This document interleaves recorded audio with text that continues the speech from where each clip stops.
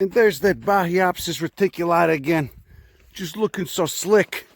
Actually looking woolly and covered in irritating hairs that help reflect sunlight and deter herbivory. But you can see some nice Pusiphyllum shottii, another Asteraceae. Hard to believe it's in a sunflower family. It's called pygmy cedar, but it's not a cedar. Discoid flowers, very waxy cuticle, very waxy and resinous. And again, there's all that pink limestone. 400 to 500 million year old limestone exposures. You always look at me like you want, I don't know what to do for you. I don't know what you want, a hat or something? You want an umbrella for the sun? What's up? Anyway, here's these two wonderful species of desert annual. There's Diplacus bigelovii, and right here is formerly Mojavea breviflora. Now it's getting placed in the genus Antirrhinum breviflora.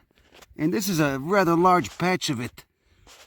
Ghost flower is another species in this genus, very closely related, but it's got much larger flowers. And that's Mojavea convertiflora. Now it's Antirrhinum convertiflora. So it's in the snapdragon family. You can see again, it's got that zygomorphic. Remember that I explained earlier that bilaterally symmetrical flower as opposed to radially symmetrical. You know, think of like a heart in contrast to a pizza. You know, if you were to fold them over, you can only fold the heart one way through the center, and it'll be symmetrical. And a pizza, you could fold multiple ways through the center, and it'll be symmetrical. Look at it, just covered. Look at those leaves in the stem, just covered in glandular hairs. Again, detering herbivory and reducing the impact of the harsh ultraviolet light. Now, about 3 miles up a steep and narrow canyon, the north end of Death Valley, in the middle of nowhere, is a plant of interest that I'd like to show to you. It's called the, I guess, Death Valley Monkeyflower is the name for it. Diplacus rupicola is the Latin name. Look at that beautiful pattern on the corolla right there. Now this plant is very rare. It's only known from the limestone mountains, the Panamints, the grapevines, and other limestone mountain ranges around Death Valley. You can see the terrain.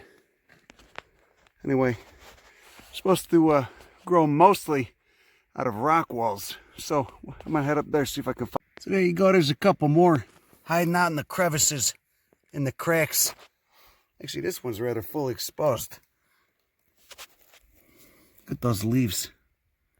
Spatulate leaves. They narrow at the base where they attach to the stem, and then they widen out. Look at those corollas. Oh God, that's nice. That's so beautiful.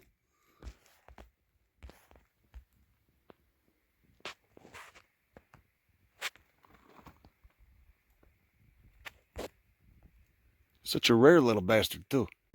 Now, just like the two other species of Diplacus that are very rare, I mean, there's quite a few rare ones, probably a dozen at least, but the two that I was just looking at earlier, Pictus and Mojavensis, this one is very sporadically occurring. It's not, it's by no means widespread or abundant in the areas where I'm seeing it.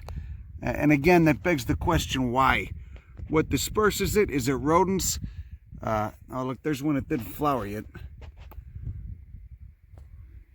What pollinates it? It's probably got generalist pollinators. It's probably pollinated by a variety of different flies.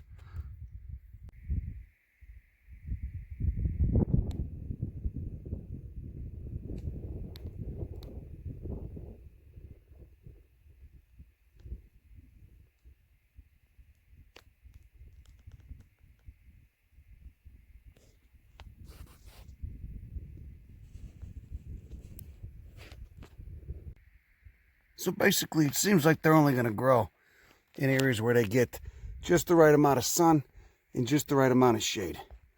That's why the nooks and crannies work so good for them, because they're spared the brutality of some of the hottest hours of the day. Just hiding out. And then if the seeds germinate in a spot that's not right, it doesn't have the right setup in terms of sunlight and exposure, or has too much of it, then they die. Also, nice Salvia funaria growing there. Funeral sage, another rare one. Another limestone endemic. I'd also like to mention that this rock is somewhat terrifying to shimmy up and then shimmy down. It's very unstable. And it's also somewhat razor sharp. It's that tear paints limestone with the very abrasive texture, and very sharp edges. Real easy to break your ass. Now, interesting to note that further up this little crevasse, they seem to be doing very well. They're shaded from the full exposure of the sun. And there's another one over there. There's more over here. Probably getting a little bit more moisture.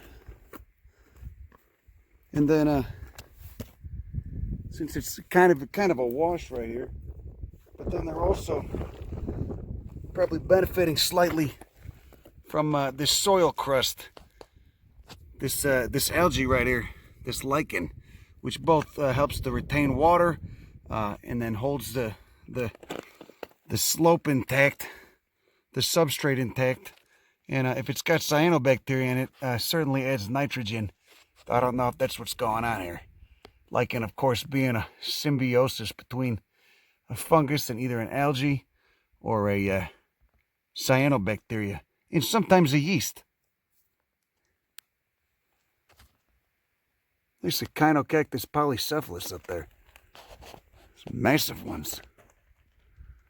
Pusiphyllum shottii everywhere.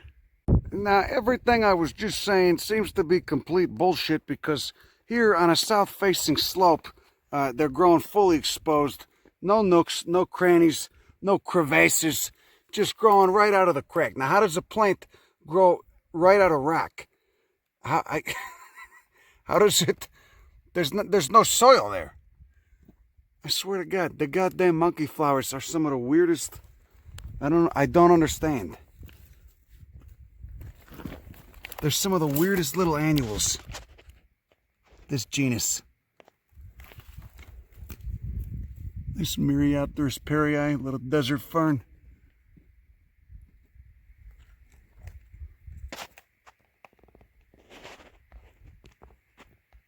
I don't know. Holy shit. Well, that's about all I gotta say about that.